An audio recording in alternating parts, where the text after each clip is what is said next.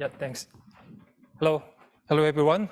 My name is Ilsang Yoon. I'm from the Radio Astronomy NRAO. I'm working as a scientific staff. So I'm going to talk about a radiophile SED, especially for the study of a galaxy formation in the early universe. This is work based on the work the work that I've done with my summer students, and so I'm going to tell you about how we can use the radiophile continuum SED to understand the galaxy formation, to study the galaxy formation and evolution. I'm going to talk a little bit about why the radiophile SEDs are interesting and what do we care. I don't think I need to give the big motivation because the two talks in the morning already sets up a very nice motivation in terms of the observations. So I'm going to tell you how the approach that I'm taking, which is simulating the panchromatic galaxy SED from the UV all the way down to the radio, and by incorporating the important several emission mechanisms, thermal dust continuum emission and synchrotron and free and the anomalous microwave emission, all affected by the CMB to some degree. Then we are not simulating the arbitrary galaxies. So I need to talk about, what galaxy population do I simulate? So I'm going to talk about that. Then I'm going to finally present the redshift variation of the radiophile flux density as a function of redshift. Then I'm going to tell you a little bit about, do we have to worry about the AME in the high redshift universe? Then I'm going to summarize the conclusion with some prospects. So one slide tells you, everything, why do we care the radiophile SED? Because the JWST discovers redshift greater than 10 galaxies, it's great, but it only tells you about a story which is shaded by the pink color, vertical color. It's a very narrow spectral range. So what most of the action happening in the other side, in the dust and the free emission and radio synchrotron emission and some AME. So we need to have that spectrum as well to have the complete picture. So radiophile SED is interesting because it traces the dust star formation heated by the dust heated by the star formation. It has a benefit because of the strong negative K correction, and the frequency falls into the radio frequency, especially for the very high redshift galaxies. So it's a really good time to reinvestigate the potential capability of this phile SED. And the radio is also good because it is a good star formation tracer without the impact of the dust, and both thermal and non-thermal. So but it's a faint overall. So it's really just a question, let's see how the ngVLA and SK will do for us.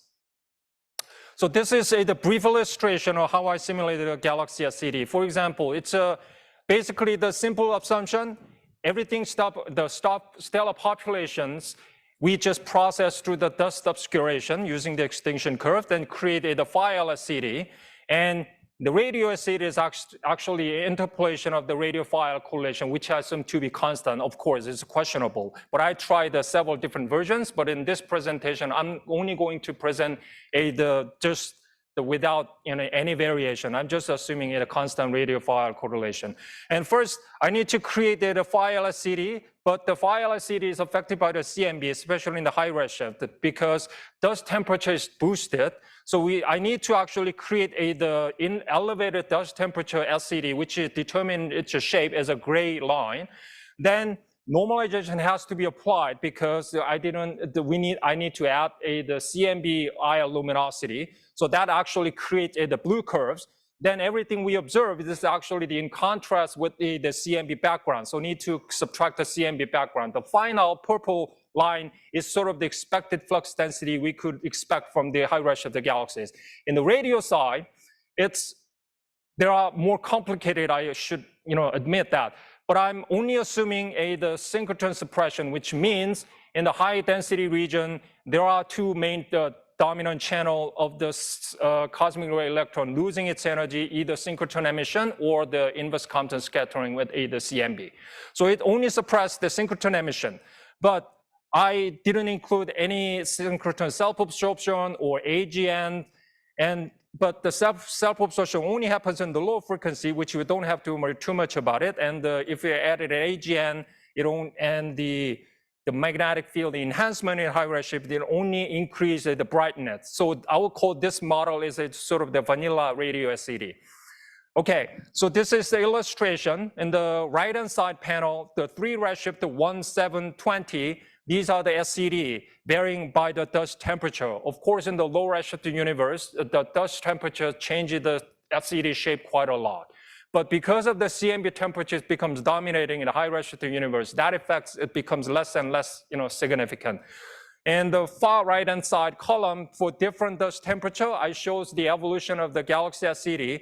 If the dust temperature is greater than, let's say, 30 Kelvin, we mostly see that, okay, given the observing frequency fixed, the observed flux density of the galaxy SED doesn't change a lot. Then the anomalous microbe emission is kind of new, but we do see the AME in the extragalactic system. Only 3 of them are known so far, but in a high redshift universe, it might be important because the ISM environment is changing by just adding the CMB as another source of the excitation. It also enhances the dust temperature. The emissivity curves in the bottom shows you in the low redshift, the emissivity look like this, but if they push these galaxies in the high redshift, like the 10, AME emissivity is increasing. So we might see the AME emission from the high redshift universe, but we'll see. Then the galaxy population that I'm simulating are twofold. So one is that the UV selected galaxy, which is basically the JWST discovered galaxies. So I'm just got the mock catalog from the JWST Advanced Deep Extragalaxy Survey. It actually produced, it follows the luminosity and the stellar mass function for the redshift all the way up to redshift 15. And stellar mass greater than 10 to the 6. So basically, it's a UV selected galaxies, but no dusty star forming galaxies. But on the other side, we do have the dusty star forming galaxy, which is also very important because that is related with the obscure star formation. For those galaxy population, we don't know much about it, but I got the recent compilation from the literature, get the average value of the stellar population, and I create the SED and only scale by the galaxy stellar mass. So this is an example on the left-hand side. So Jaguar catalog at a particular stellar mass being 10 to the 9 to 10 to the 10. These are the 4 panels showing the average stellar population, the parameters, age, the metallicity, things like that. So I use an extrapolation and use that extrapolation when I created a galaxy SED. The right-hand side is the dusty star-forming galaxies, again, have the average stellar population parameters. I use that and only scale the SED by the stellar mass. Okay, before I go further, I need to really emphasize that so having the instrument like this, SKA-ngVLA, to enable this state-of-the-art science, it's huge amount of efforts. But it's so easy for someone like me standing here based on just a few numbers from the sensitivity table and saying that, okay, we can do this science with this frequency, etc. So I really need to tell you my presentation shouldn't be read as like a conclusive statement, but rather than like the guide. For example, when we do study the galaxy formation or radio continuum, this is sort of the frequency we have to look forward to. So then I need to apologize to the audience, okay, multi-panels and the small labels, I'm very sorry, but I'll do my best to guide you through this panel. So first of all, this all y-axis in the panel is the flux density, and the axis is the redshift from redshift 1 to 20. And I just provided 5 different observing frequency, 2 from the ngVLA, 4193 gigahertz, and the rest of the 3 high frequencies from the ALMA. And all the shaded box tells you the 3 sigma sensitivity limit is a 1-hour integration. So anything above the shaded region, I can consider as a detection. So the bottom line is panel telling you in the different row from the top is actually the M-star galaxies as a function of redshift, and everything else in the below is actually bin by the galaxy stellar mass. But the bottom line is ngVLA 93 gigahertz frequency can detect a galaxies all the redshift for the massive one like the greater than 10 to the 10 solar mass, and 43 and 93 gigahertz. But its ngVLA is also good at detecting a galaxy like the M-star galaxies up to redshift 10, depending on the dust temperature. Different color tells you the dust temperature. Reddish one is the lowest temperature, 10 Kelvin, and the dark color is actually 90 Kelvin dust. So this is again UV selected galaxies, but in the more or less the lower frequency side. This is more towards the SKA observing band. So these SKA sensitivity value is from the phase, the pathfinder one. So the full SKA should be 10 times greater than this. But the bottom line of this, the panel is, except for the lower right-hand side 3 panel for the most massive galaxies at the 1.4, 6.3, and 12.5 gigahertz, except for those, it's very difficult to see the galaxies in the lower frequency, especially if that galaxies are UV-selected JWST discovered galaxies. But if you go to the dusty star-forming galaxies, the situation becomes very different. This is an example. Again, y-axis, the first row is the flux density, and the second row is, okay, I'll tell you later. The flux density of the 5 different observing frequency from NGVLA and the ALMA, able to detect if a galaxy is really extremely massive, like the 10 to the 11 solar mass. This is a bit of an extreme cases, but I chose this because I need to tell you we can actually convert this mass into something like, okay, if that is the detection, we can ask what is the minimum stellar mass we can detect. And that is the second panel, the second row. So the NGVLA frequency like 4193 gigahertz can detect the galaxies easily mass below the 10 to the 9. Again, depending on the dust temperature, if it's a reasonable, let's say greater than 30 Kelvin, NGVLA will detect the galaxies with the wide range of the redshift. And the situation is also better for the dusty star-forming galaxies for the SKA as well. I mean, the same plot, flux density evolution as a function of redshift, still the 1.4, 6.7, 12.5 gigahertz is still good. So we will be able to detect that most of the galaxies greater than redshift 10 if it's really just dusty star-forming galaxies. But this is actually might be possible if it's the low frequency radio observation can actually detect the galaxies up to the epoch of re-ionization, because the full SKA sensitivity will be greater than 10 times greater than this current limit, which is a light yellow box. So if you lower the bar in the low frequency side, we may be able to detect those galaxies like the up to redshift of easily 6 or 7 or 8. So then last bit of information is the Galaxy SED, especially for the anomalous microbe emission. I just briefly mentioned this could be the potential contribution to the Galaxy SED because that AME appears in the frequency range of 10 to 100 gigahertz, which exactly the frequency range we measured the radio thermal or non-thermal star formation rate. If the AME is a significant contribution, so we need to understand how significant it will be. So based on the emissivity evolution as a function of redshift, I can create the flux density evolution as a function of redshift on the left-hand side column.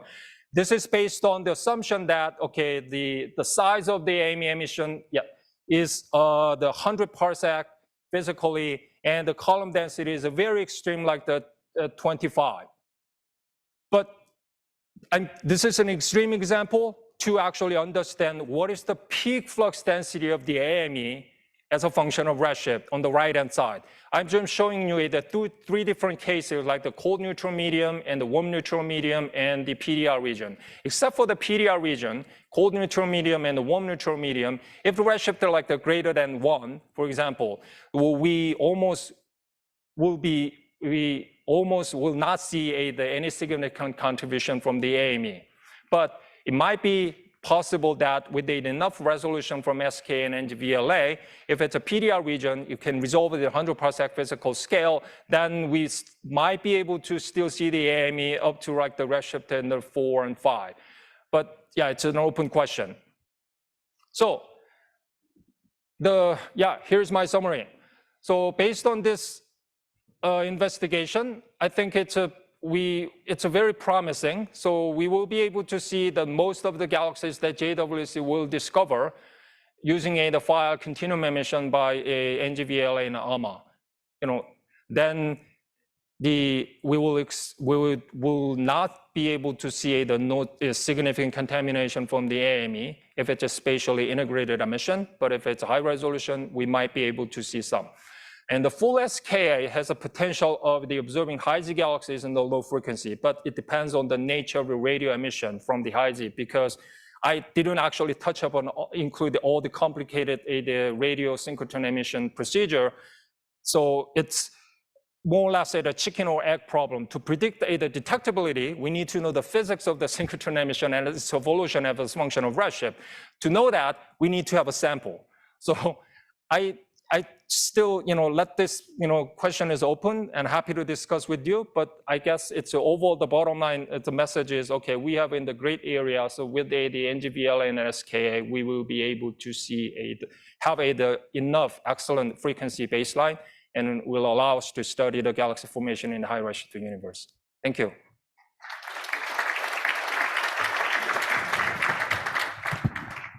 Thank you so much. Do we have any questions?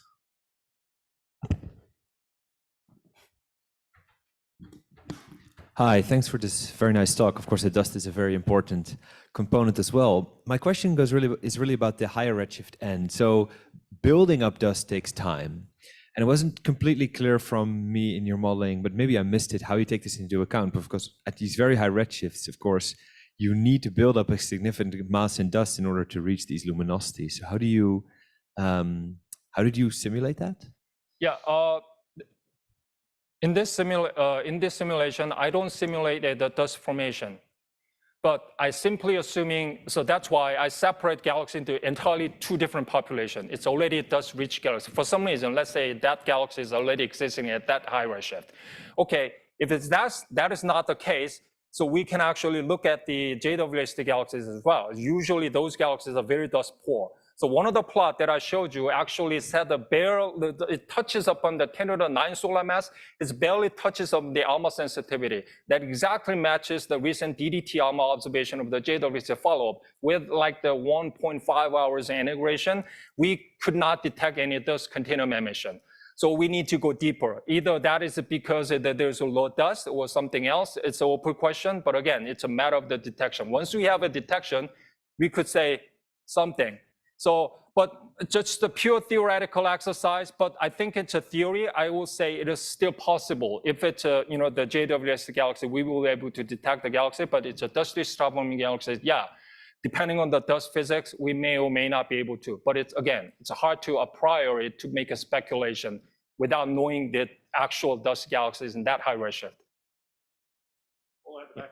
So thank you for that. It was a very nice talk. I'm very curious, though. You've talked about JWST, which is this phenomenal flagship. We're talking about NGVLA and SKA. How important is it for a flagship in the far infrared in order to make this really work well? Do you care about the far infrared? And is this a loss if we don't get it at the same time as SKA and NGVLA come online? Yep. Personally, I really care about the file because, I mean, the line observation is a totally different story. It has its own physics, but dust continuum emission, if you only have a handful of photometry, like just the Rayleigh Jeans tail, it's still very difficult.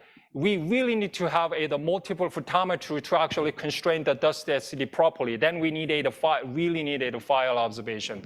So that already tells us and enables us to actually exclude some of the non improper photosys solution easily. So yeah, and I totally agree with you. Any other questions? Okay, all right. Thank you so much for saying. Thanks.